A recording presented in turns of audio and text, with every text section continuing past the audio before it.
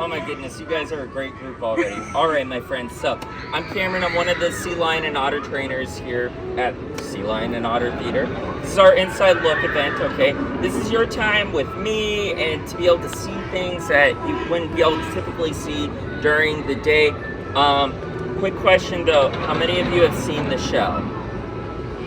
Nobody yet. Okay. I will try not to talk a lot. I'm known for talking quite a lot.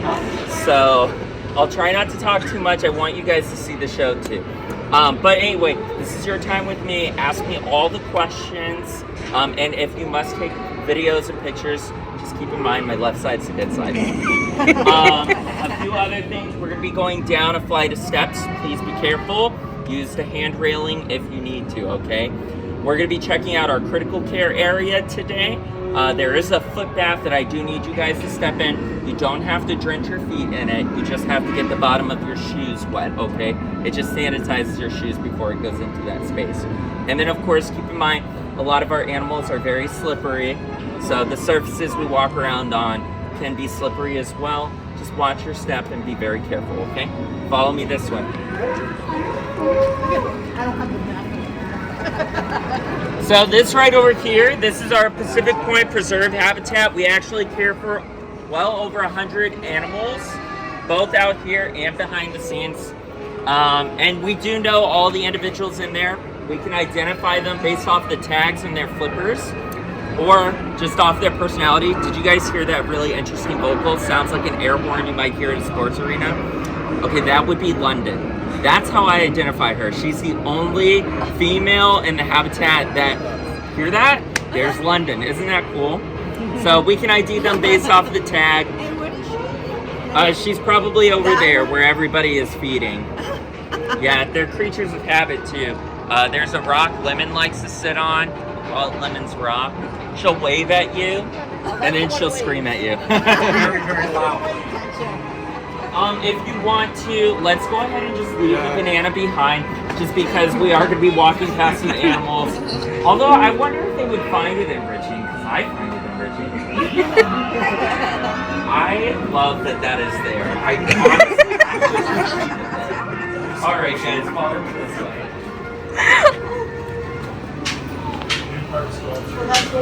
Every area, a new animal, and like rainbows. All right, guys, you're gonna follow me in this direction. That's good. In a few moments, once this group comes on out of critical care, we'll head on in there. Okay, so before we head in there, again, I'm one of the sea lion trainers. So my primary purpose is to provide our animals with the service that we call husbandry. So husbandry is the science of caring for our animals. Basically, that includes feeding them, cleaning up after them, providing them with enrichment and stimulation. Speaking of that, if you look right over there, you'll see we've got a bunch of environmental enrichment devices, EDs, that's what we call them for short. They're basically seal and sea lion toys. Here, let's come on over and take a quick look at them. Please watch your step. I do advise walking around the pole. So we've got a couple of things that we can put into the habitat. The habitat in itself that we just walked past, that in itself is designed to be modeled after the California coastline. So it's a rocky shores kind of ecosystem, has a lot of wave action to it, it has its own wave machine. So it's designed to be enriching for the animals, but to provide something new to the environment. Every once in a while, we'll put out these really big things. So this is a big purple tunnel. We have a little kiddie pool slide that we can put out in the habitat for our younger animals to play around on and slide around on. Then we have these smaller toys. You guys probably recognize this if you have a puppy dog at home. What's funny about sea lions is they are very much like puppy dogs. They behave like dogs. It's kind of ironic that we call them sea lions. They should just be called sea dogs. But what we can do is to provide them with some mental stimulation or give them a little bit of a challenge. We can put a little bit of a treat in here for them that's outside of their typical diet, and have them kind of like think about it. How do I get this treat out of this dog, right? You might do that with your dog at home too if you have one. We can also do that with the otters and that little otter toy. And then you're probably wondering what's up with the little blocks of wood there. So otters, because we do care for otters behind the scenes, otters are like rats and squirrels and mice. They like to chew on things. Every once in a while, we'll put out these logs for them to chew on because that's something that they would naturally do out in the wild. So they would naturally find it enjoyable. You can also do scent enrichment like you would do for a dog or cat. We have various scents like cinnamon and things like that that we can put in their habitat. Although their favorite scent is the scent of bee hunting. It's kind of funny when you move them around habitats, if they smell another otter, they'll roll around in that scent. It's very cute. Okay, so we're gonna go into critical care now. Again, please step into the foot bath to clean your shoes, of course, and then be careful on the slippery surfaces.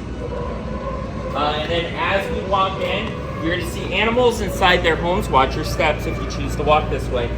You're gonna see animals inside their homes, right? Do me a favor, keep our cell phones, GoPros, fingers on the human side of habitat, okay? Follow me this way. All right, guys, you're gonna go ahead and step right in there.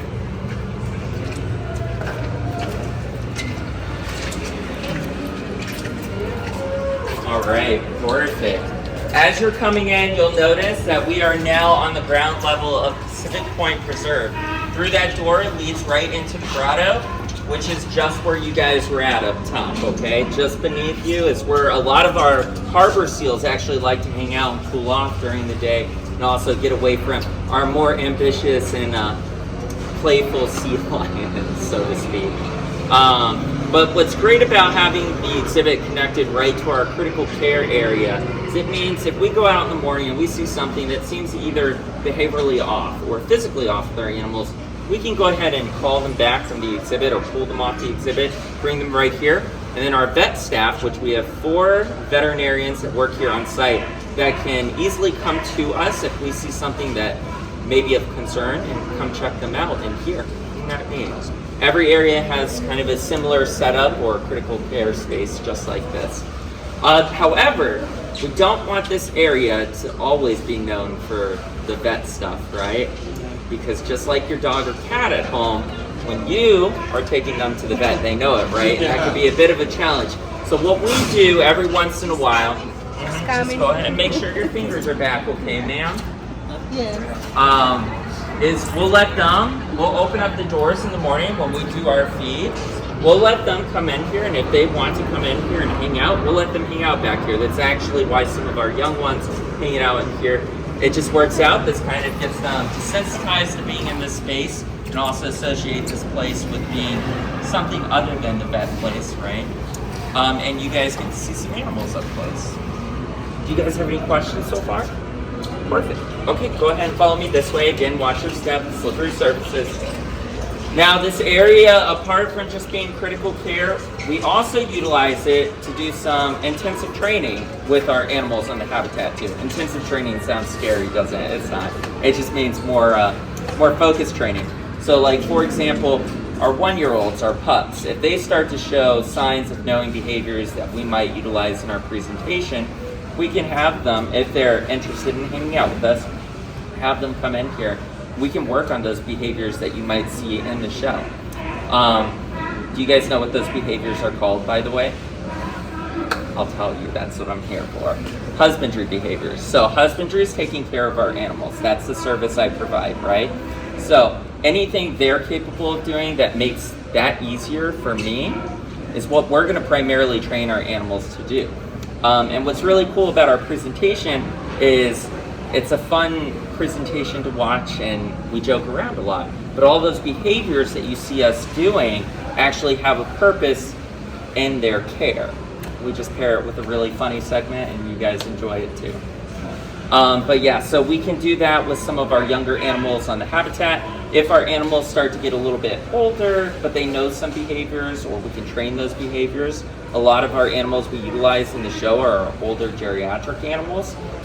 That works out perfect because we might need to provide them with more care as they get older and past life expectancy. So if we can train those behaviors and have them back here, whether it's for the show or whether they get to hang out in the retirement home, which is this place, it just makes it easier to take care of them. Go ahead and walk on down this way. We've got 3 older sea lions in here. So these guys, they can't see very well. So just like a dog or a cat, once they start to develop cataracts, it makes it hard for them to see. And out in the exhibit, what we do is we do scatter feeding. We'll also feed them individually too. But we'll do scatter feeds. And for our older animals that can't see very well, that's not conducive, right? Because even though that's enriching for them, it helps them be a natural origin for their food, right? That makes it a little bit difficult on our older animals. So what we do is we bring them back here and we'll make sure to give them their correct nutrition in caloric count. Do you guys know what type of fish they eat? So they'll eat mackerel and herring, that's like the meat and potatoes of their diet, and the capelin, smelt, and squid is like their fruits and veggies. And then again, we like to use this area as kind of enrichment, right? Because out there we've got a lot of animals hanging out with each other. Sometimes our animals, if they want to enjoy some alone time with the companion back here, we'll let them do that. That's what Frankie and Kylo are doing right now. Do you guys have any questions before we go on back up? What is the retirement hall? Outside? No, this is the retirement home, and this. also more holding areas. So what is outside? The ones that are waiting for people to be... The one out here. So Pacific, go ahead and follow me this way, guys. Pacific Point Preserve is their home. So that's like their habitat, except a controlled setting. That's where they get to just be sea lions and just hang out.